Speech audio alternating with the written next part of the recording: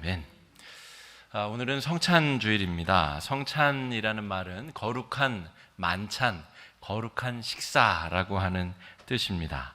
예수님이 십자가에 달려서 돌아가시기 전에 잡히시기 전날 밤, 그러니까 목요일 저녁에 제자들과 함께 거룩한 식사를 하신 것을 묘사하는 것이 성만찬이다, 이렇게 부릅니다. 그런데 우리가 잘 알다시피 예수님이 십자가에 달리신 명절은 유대인의 유월절 명절입니다. 그리고 유월절 명절에 반드시 들어가는 것이 무엇이냐면 유월절 식사입니다. 사진을 좀 띄워, 제가 사진을 잘 원래 안 보는데 사진을 좀 띄워, 이거는 5번 그림이고요. 1번 그림, 4번 그림입니다. 이건 거꾸로. 그 위에 요게 유월절, 유대인들이 유월절마다 먹어야 되는 식탁의 내용입니다. 저기 이제 불에 구운 이 양의 고기, 그리고 계란, 그 다음에 나물들, 쓴 나물들이 있죠. 다음 사진 보여주시면, 그 빵을 들고 있는 애가 위로 올라가시면, 저 빵, 우리 인도 요리집 가면 난이라고 할 수 있는 저 빵, 저 발효, 그러니까 누룩을 넣지 않아서 발효되지 아니한 맛없는 빵, 저것과 함께 양고기, 쓴 나물 이렇게 먹어야 됩니다. 그 다음에 다음 장 사진, 이걸 보시면 밥을 먹는데 밥 먹는 게 거의 공부하고 수업을 듣는 것처럼 이루어집니다. 왜냐하면 이 밥을 우리가 왜 먹어야 되는지, 어저께까지만 해도 아주 맛있는 발효된 맛있는 빵을 먹고 맛있는 고기를 먹었는데, 그날 저녁은 유독 이 불에 구운 양고기, 여러분 양고기, 이제 그림을 내려주셔도 되겠고요. 저를 보시고, 여러분 양고기는 요리를 잘해야 됩니다. 그렇지 않으면 이 냄새가 나고, 그래서 그냥 양고기를 불에 막 구워 먹으면 되게 맛있어 보이긴 하지만 맛있기가 쉽지 않은 거죠. 그러니까 그 맛없는 양고기, 그 다음에 맛없는 빵, 쓴 나물을 먹으며 이 유월절 식사를 하면서 유대인들은 자기 자식들에게 역사 교육을 해야 될 의무가 있습니다. 우리 조상은 400년간 애굽에서 노예 생활을 하였었는데, 우리가 그 폭정에 못 이겨서 하나님께 부르짖자 하나님이 우리의 기도를 들으시고 아브라함과 이삭과 야곱에게 해주신 약속대로 우리를 탈출시키셔서 우리를 가나안 땅으로 들여보내주셨다.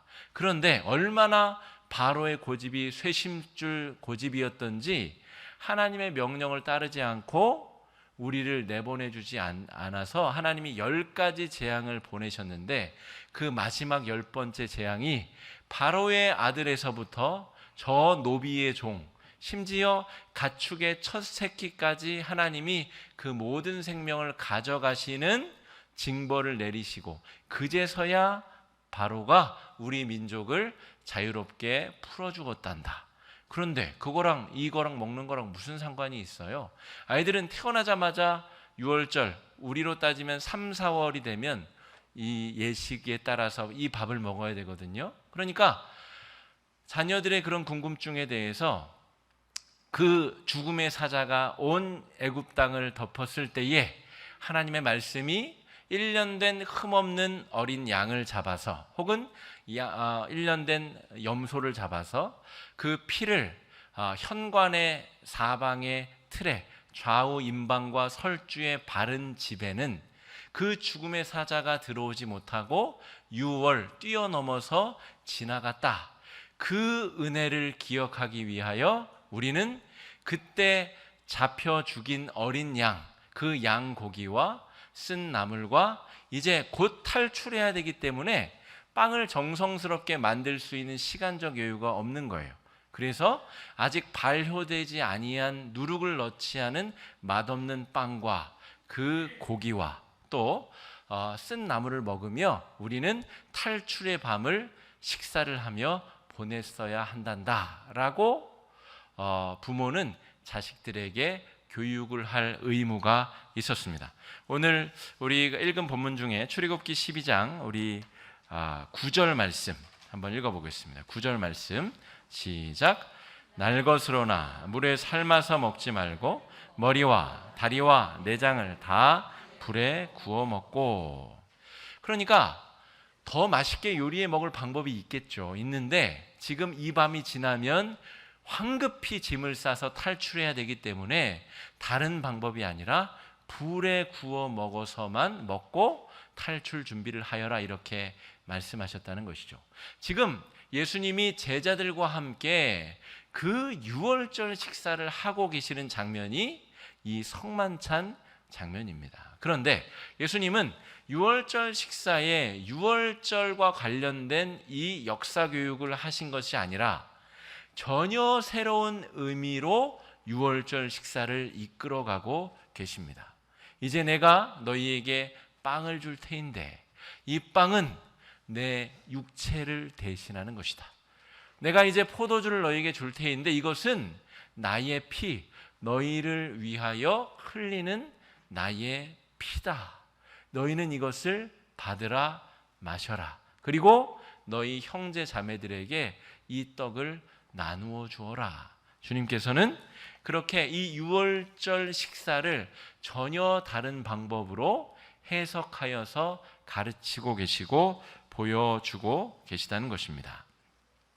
여러분, 이 예수님의 식사가 교회 전통 가운데서 여러 차례 조금 논란이 있고 변화가 있었습니다. 저는 이제 천주교 미사에는 주일에는 가보질 못했어요. 주일에는 교회에 있어야 되니까 주일 미사에는 참석하지 못했는데 천주교는 아마 매 주일 이 성찬식을 하는 것으로 알고 있습니다. 저도 가급적이면 우리 교회에서도 매주 성찬식을 하면 좋겠다 하는 바람만 있습니다. 권사님들 많이 힘드실 거기 때문에, 또 시간적으로 그렇게 여유가 없기 때문에 그렇게 하지는 못하더라도 이것을 매주 하는 것이 예수님이 우리에게 원하신 것이기 때문에 그렇습니다. 1년에 한 차례 있었던 유월절 식사를 주님이 일상의 식사로 바꾸어서 해석하고 계시는 것이죠. 양고기를 떼어주시면서 내 살코기다. 그러면 더 여러분 와닿지 않겠습니까? 그런데 예수님이 양고기를 떼어주시며 말씀하신 것이 아니라 빵 조각을 떼어주시면서 이것이 너희를 위하여 찢기는 나의 몸이다 라고 말씀하셨다는 것이죠. 빵은 유대인들이 아침, 점심, 저녁 늘 가까이에서 생명을 연장하기 위해서 매일매일 먹어야 되는 양식인 것이죠. 그래서 여러분, 우리 기독교 전통에서는 이 성만찬 의식이 가급적이면 매일매일 하나님 앞에 우리가 그의 몸을 먹고 살을 마시며 이 성찬 예식을 우리의 일상생활에 채우는 것이 건강하게 성찬 예식을 맞이하는 태도입니다. 천주교에서는 화채설이라고 해서 사제가 이 빵과 이 포도주를 축도하는 순간 이 빵과 포도주가 실제로 그리스도의 몸이 된다라고 믿습니다. 될 화자에 몸 채자를 써서 실제로 그리스도의 몸이 된다. 그래서 여러분, 천주교 미사를 드려보신 분들은 아시겠지만 이렇게 성찬 전병 납작하게 만든, 저번에 우리 성찬식 때도 그 빵을 썼는데 오늘부터는 저희가 카스테라 빵으로 좀 대체를 하였습니다. 오늘 한번 참여해 보시는데요. 왜 가톨릭에서는 그렇게밖에 할 수 없냐면 이 빵을 혹시나 내가 수전증 때문에 혹은 실수로 떨어뜨리면, 먹다가 빵 부스러기가 발생하면 그리스도의 몸이기 때문에 바닥에 무릎 꿇고 핥아 먹어야 되는 거예요. 이걸 어떻게 대걸레로 닦아내거나 처리할 수가 없는 거죠. 그래서 천주교에서는 포도주를 아예 주지 않습니다. 사제만 먹습니다. 이것이 성도에게 주었다가 실제로 떨어뜨려서 바닥에 핥아 먹었었던 사건, 유리잔이 떨어져서 깨진 유리 사이에 모든 포도즙을 핥아 먹다가 혀가 다 찢어진 그런 일들이 너무 비일비재하게 많았거든요. 그래서 성도에게는 잔을 주지 않습니다. 그래서 이 신부님들이 오후쯤 되면 실제로 술이 취합니다. 너무 많이. 이거를 이미 다른 것은 버릴 수가 없어요. 그리스도의 피기 때문에 자기가 먹지 않고는 처리할 방법이 없어요. 그래서 너무 여러 차례 미사를 드리면 과음하셔서 오후쯤에는 실제로 취하는 지경에 처하게 됩니다. 그러면 우리는 뭐냐? 우리 칼빈 전통의 개혁교회에서는 영적 임재설을 우리는 의미를 가지고 성찬식을 갖습니다. 영적으로 성령께서 이 축사한 떡과 잔에 영적으로 임하신다. 그러므로 우리는 떡이 떨어지면 털털 털어서 먹거나 혹은 남은 떡은 잘 성결하게 폐기하거나 그렇게 처리하는 것이죠.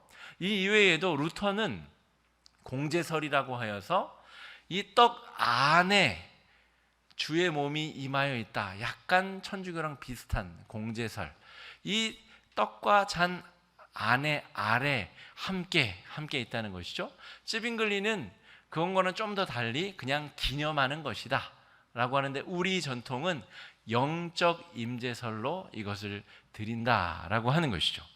그래서 우리가 영적 임재로 이 성찬식을 맞이할 때 우리가 기억해야 될 것은 무엇이냐면, 주님께서는 매일매일 주님의 몸을 우리가 먹기를 원하신다라고 하는 것을 우리가 기억해야 됩니다. 오늘 설교의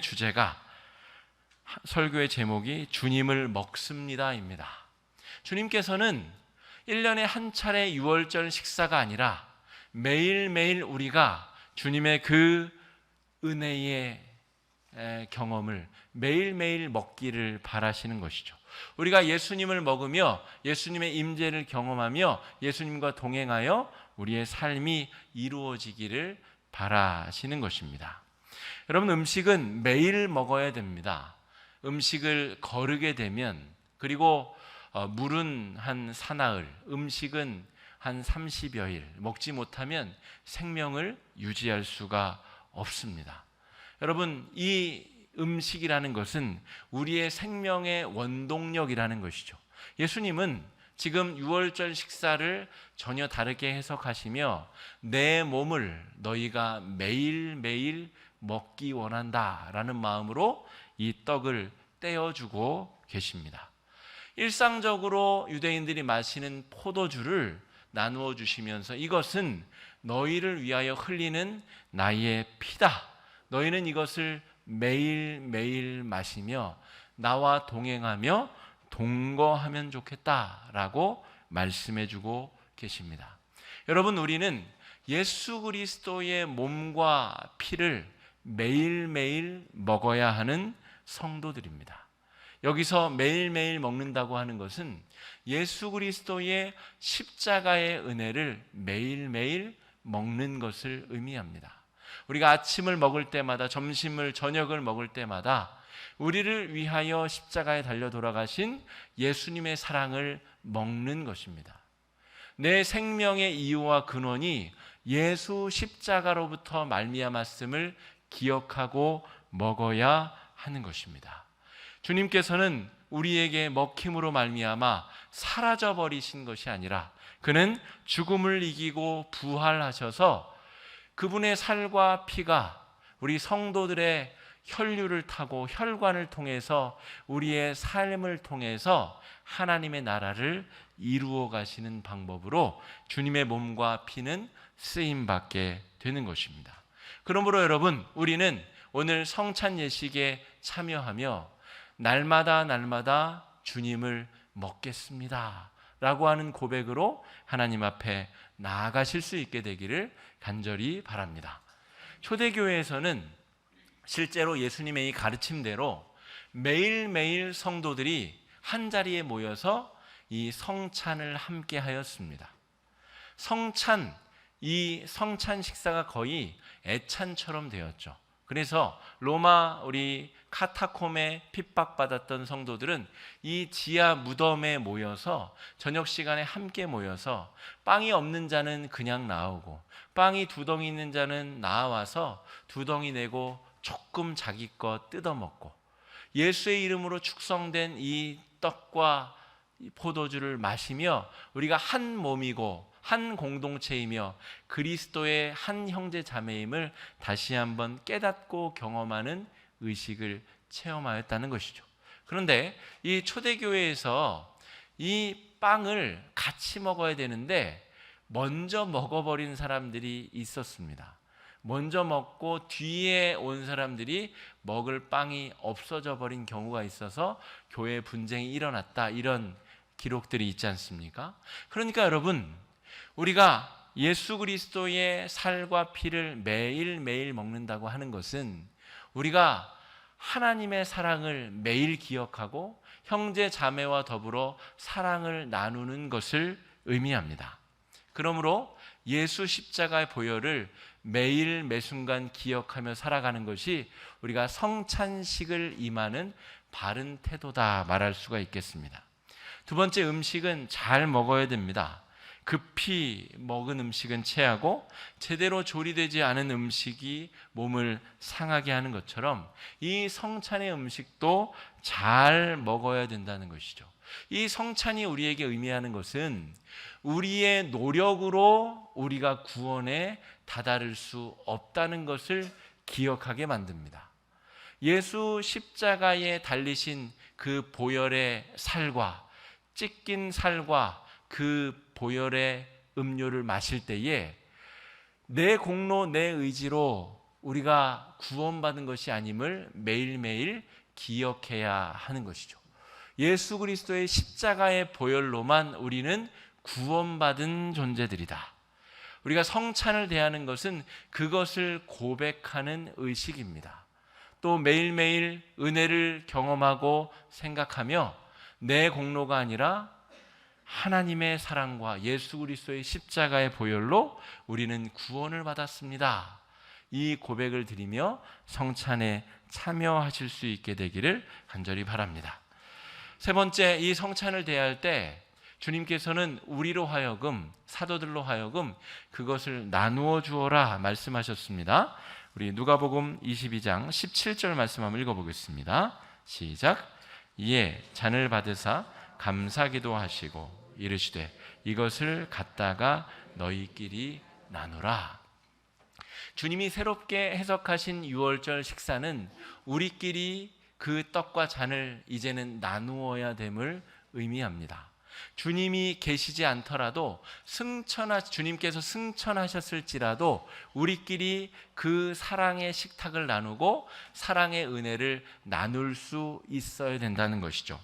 1940년 8월에 개신교 수사였던 이 로제라고 하는 수사가 프랑스 남부에 아직 2차 세계대전이 끝나기 이전에 이 땅의 고통의 문제, 전쟁의 문제를 종식시키기 위하여 기독교가 어떤 역할을 해야 될까를 고민하다가 공동체 하나를 세웁니다. 공동체라고 해봤자 자기 혼자밖에 없는 거죠. 떼제라고 하는 프랑스 남부의 작은 도시에, 작은 마을에 가서 거기서 혼자 살면서 아주 단순한 찬송과 기도를 하며 거기에서 이런 목표를 가진 사람들이 모여 함께 예배할 수 있는 작은 공동체를 세웁니다. 그것이 시작이 되어서 떼제 공동체 시작이 되는데, 이 공동체에서는 아주 단순한 찬송 그리고 단순한 기도가 예배의 전부를 이룹니다. 유대교인이 와도 함께 예배드릴 수 있고 천주교인이 와도 함께 예배드릴 수 있고, 아직 이 전쟁의 참화가 끝나지 않은 상태이기 때문에 이 40년도에 로제가 한 일이 무엇이냐면 나치를 피해서 도망다니는 유대인들을 숨겨주고 그들에게 밥을 먹이고 그들과 함께 예배를 드리는 일이었습니다.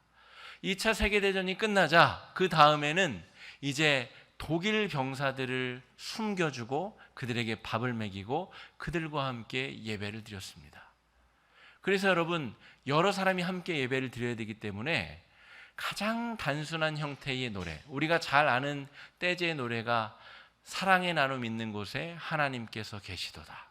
아주 짧고 단순한 멜로디에 강렬한 가사를 가진 찬양, 그리고 아주 단순한 중보기도, 그것으로 예배를 꾸려 하나님 앞에 지금도 주말이면 수천 명의 청년들이 모여 세계 평화를 위해 종교와 상관없이 함께 기도하고 하나님 앞에 무릎 꿇고 예배를 드립니다. 우리 아까 네 번째 사진을 좀 보여주시면, 이게 다섯 번째고요. 네 번째, 우리 떼제 공동체의 예배의 장면입니다. 우리가 그리스도의 성찬에 참여하며 이것을 나눈다고 하는 것은 우리가 받은 그 십자가의 은혜와 사랑, 매일 묵상해야 되는 그 은혜를 형제와 자매들과 함께 나누는 것을 의미합니다.